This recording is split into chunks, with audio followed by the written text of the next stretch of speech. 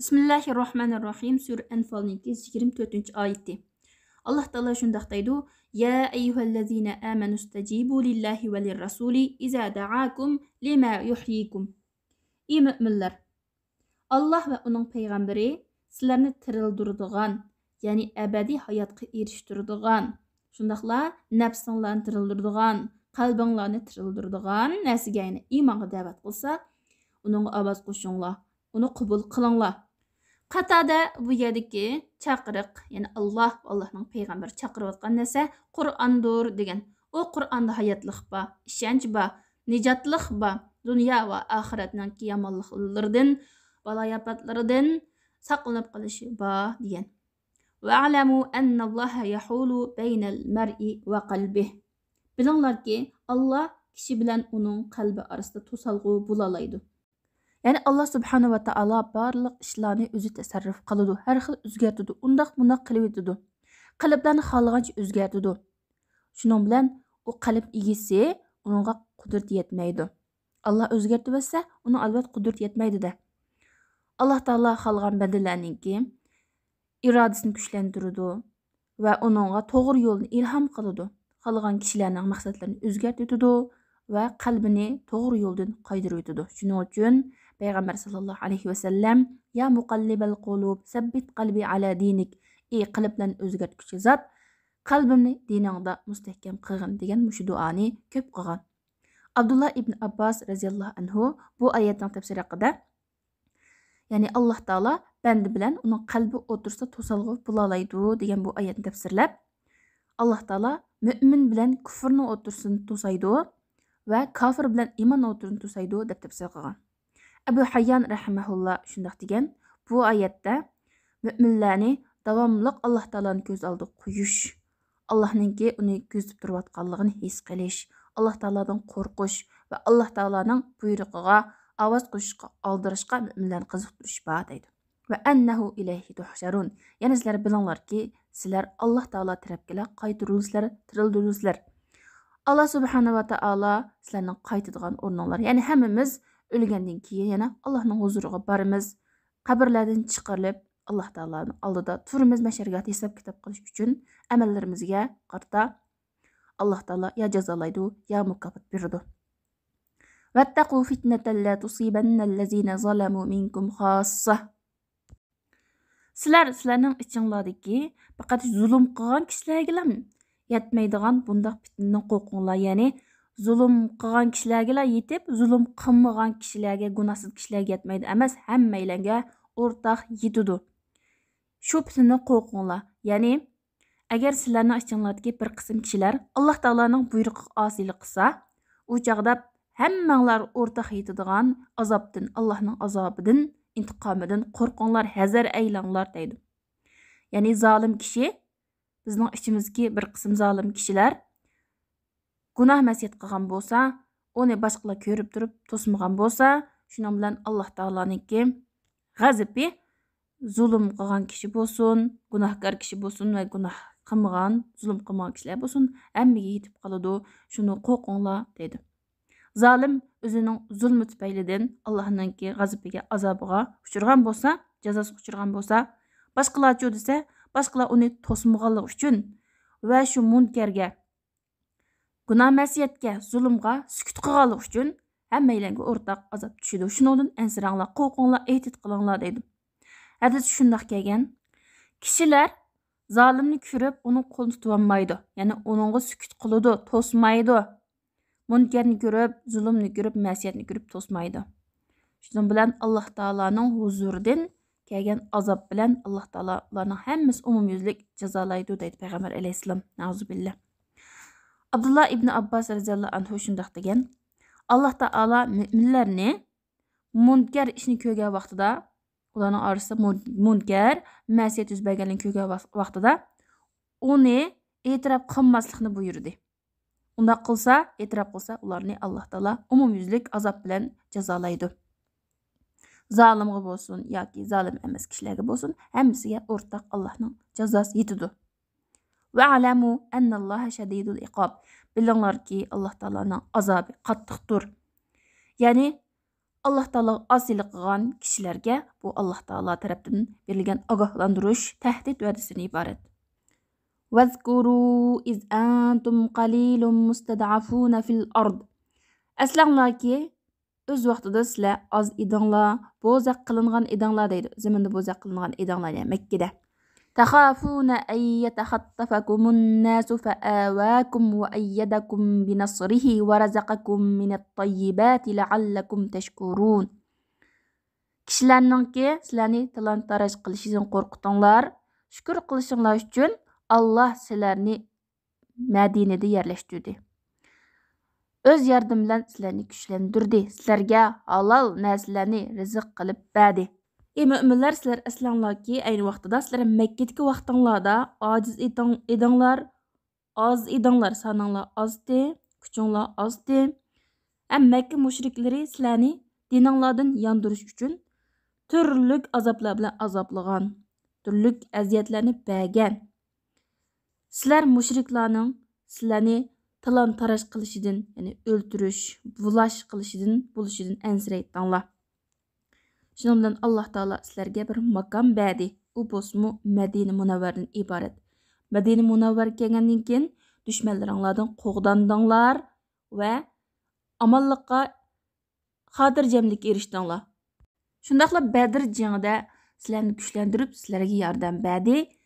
Mushriklarni mag'lub qildinglar. Sizlarga turli yaxshi narsalarni rizq qilib berdi.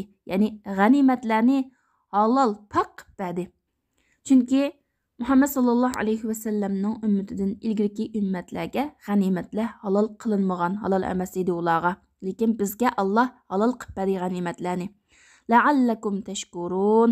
Balki sizlar Alloh taoloning mush ne'matlarga shukr qilgaysizlar deydi.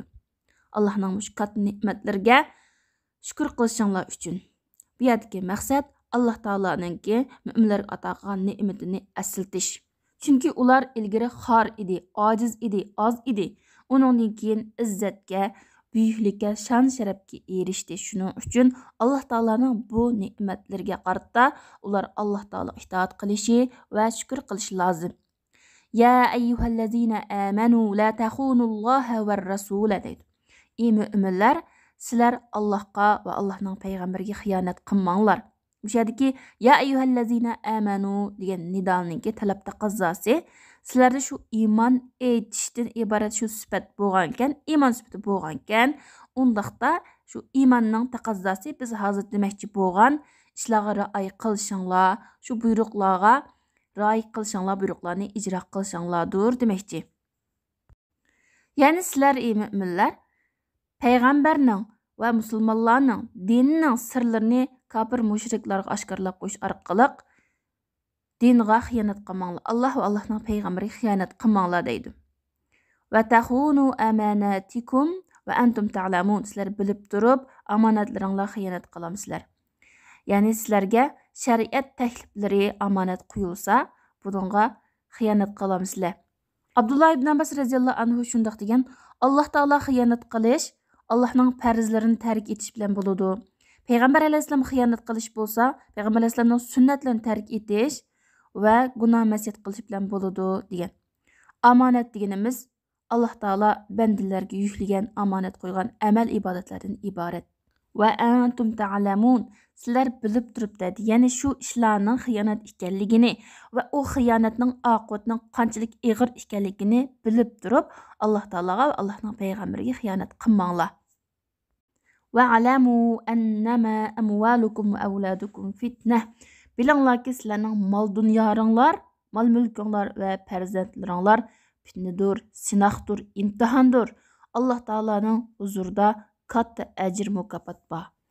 Fitna, ya'ni Alloh taolo sizlarni sinash uchun sizlarga bergan imtihon sinoqdan iborat. Ya'ni farzandlar va mol dunyo Alloh taolo bandalarni mushu farzandlar bilan, mol dunyo bilan mashg'ul bo'lib ketib, Allohning hududlarini qo'g'diy olamdi. Alloh taolo bilan bo'lgan munosabatni yaxshi saqlay olamdi, saqlay olmamdi. Mushuni sinash uchun Alloh taolo bergan sinoqdan iborat amaliyotda. Al-Imam al-Fakhr rahimahulloh shundoq degan: mol dunyo va farzandning fitna bo'lishi chunki bu narsalar insonning qalbini dunyo bilan mashg'ul qilib qo'yadi va Alloh subhanahu va taoloning xizmatidan to'sab qo'yadi. Va annalloh indahu ajrun azim. Allohning huzurida bo'lsa katta ajr mukofot bor. Ya'ni Allohninki sizlarga beradigan savob mukofoti, Allohning sizlarga bermoqchi bo'lganlari sizlarning mol mulkinglardan, ya'ni ma dunyoda erishgan mol dunyoringlardan va farzandinglardan natijasi yaxshidir. Shuning uchun sizlar Alloh taolo itoat qilishga herisman bo'linglar. Mol dunyo va farzandlar bilan mashg'ul bo'lib ketib, oxiratni unutib qolmanglar. Ya ayyuhallazina amanu in tattaqulloha yaj'al lakum furqana. Ey mu'minlar, agar sizlar Allohdan qo'rqsanglar, taqvodorlik qilsanglar, Alloh taolo sizlarga furqonni ato qiladi. Ya'ni agar sizlar Alloh itoat qilsanglar, Allohdan qo'rqsanglar degani, Allohning buyrug'anlariga amal qilib Alloh itoat qilsanglar va Alloh to'sgan ishlardan yiroq bo'lsanglar, Alloh taolo sizlarga to'g'ri xatoni ayiradigan, haq bilan botilning o'ttirisini ayiradigan hidoyatni va qalbinglarga bir nurni ato qiladi. Bu Alloh taoloning va yaj'al lakum nuran tamshuna bihi. Sizlarga sizlar uning bilan ma'dan nurni ato qiladi degan shu oyatga o'xshaydi. Ya'ni bu oyatda demoqchi bo'lgani taqvodorlik qalbni nurlantiradi, hidoyat ato qiladi, qalbni ochadi, ilm va ma'rifatni ziyoda qiladi. Va yukaffir ankum sayyiatikum va yaghfir lakum. Sizlarning gunohlaringlarni, xatoliklarni kechirdi, sizlarni mag'firat qiladi. Yukaffir ankum sayyiatikum bilan yaghfir lakumning farqi. Yukaffir ankum degani sizlarning ilgirki gunohlaringlarni Alloh o'chirib etadi. Va yaghfir lakum degani uni o'chirib etish bilan birga yo'gaydi, oshkorlamaydi, sizlarni rasvo qilmaydi va shu gunohlar tufaylidan sizlarni jazolamaydi. Vallohu zul fadlil azim. Alloh taolaning fazli marhamati nihoyatda buyukdir va atasi bizga ato qilgan ne'matlari nihoyatda kattadir. Bularning hammasi Alloh taologa taqvodorlik qilishdan erishadigan natijalardan iborat, taqvodorlikning mevasidan iborat. Alloh taolo mu'minlarga o'zining ne'matlarini biraqur eslatgandan keyin hamda xos qilib payg'ambar sallallohu alayhi vasallamni aslatib mundoq dedi. Va iz yamkuru bikallazina kafaru liyasbituka aw yaqtuluka aw yukhrijuk. O'z vaqtida kofirlar seni qamab qo'yish uchun yoki seni o'ldirib etish uchun yoki seni qo'g'lab chiqarish uchun mikr qildi. Ular mikr qiladi va Alloh taolo mikr qiladi. Alloh taolo mikr qilguvchilarning eng yaxshisidir. Ey Muhammad sallallohu alayhi vasallam, sen asliginki o'z vaqtida mushriklar Makkada Darun Nadvada seni yoki qamab qo'yish uchun yoki seni o'ldirib etish uchun, ya'ni hamma qabildan birdan odam chiqib, tangli o'ldirib andasini qining har qabilalarning orasida chechilish uchun shuning bilan Payg'ambar alayhisolamning jamiyati bularga tengib bo'lmaydigan mushundaq bir suiqasdni yoki seni Makkadan qo'g'lab chiqarishdan iborat mushundaq bir suiqasdni ular yushrun planladi. Ular mikr qiladi, Alloh mikr qiladi. Ular sana qarshi mikr qiladi, lekin Alloh taolo ularning mikrini barbod qiladi, ishlarini sazoy qiladi, ularni rasvo qiladi. Alloh taolo mikr qilguvchilarning eng yaxshisidir. Ya'ni Alloh taolaning mikri ularning mikridan bak ijro bo'ladi. Ta'siri ularning hiyla mikrning ta'siridan oid kuchlidir deydi. Ayni vaqtda Makka mushriklarining katta boshlari Darun Nadvaga yig'ilib, Payg'ambar alayhisolamni qandoq bir taraf qilish haqida yushirin suiqasd planladi. Bu suiqasdga iblis shaytonmi qatnashdi. Shayton ularning fikrlarini angladi va Abu Jahlning har qabiladan birdan kishini chiqarib, Payg'ambar alayhisolamni tang o'ldirib, ayni chog'da Makka mushriklarining katta boshlari Darun Nadva degan shu yig'in so'rovnoga yig'ilib Payg'ambar alayhisolamni qandoq bir taraf qilish haqida plan tuzgan. Ba'zilari Payg'ambar alayhisolamni zanjir kishanlar bilan bog'lab toki o'lib ketguncha qo'yib qo'yli degan, ba'zilar qo'g'lab chiqarayli degan. Ammo shayton shularningki so'rini qatnashgan bo'lib, ularning bu takliflarini shayton rad qilayotgan. Oxirida Abu Jahl har qabildan odam chiqarib Payg'ambar alayhisolam tang o'ldirib etsak, uning qini butun arab qabilalari chechilsa, Payg'ambar alayhisolamning jamiyati ular tankib bo'lmaydi degan shu fikrni berganda shayton ayt yaxshi fikr bo'ldi deb qo'llab-quvvatlagan. Ular shu planni icra qilish uchun payg'ambar alayhissalomning uyini qurishib olgan, ammo Alloh taolo payg'ambar alayhissalomga allburun ularningki planini vahiy orqali bildirib, payg'ambar alayhissalomni Makkadan Madinaga hijrat qilishga buyurgan. Payg'ambar alayhissalom o'zining yonida boshqalar qo'yib qo'ygan omonatlarni o'z egalari qaytarish uchun Ali radhiyallohu anhuni bu ishga mas'ul qilib o'rniga yotqizib qo'ygan va mushriklarning ko'z oldidan hatto ularning kallasiga to'p qushib qo'yib turib o'tib ketgan ular payg'ambar alayhissalomni ko'migan. Oxirida payg'ambar alayhissalom sog' salomat Madinaga hijrat qilib Abu Bakr radhiyallohu anhu bilan birga yetib bordi. Ya'ni Alloh taolo mushriklarning hiyla-mikrni mushundoq barbod qildi. Alloh subhanahu va taolo bu yerda payg'ambar alayhissalomga o'zining ne'matini xos holatda eskartyotidi.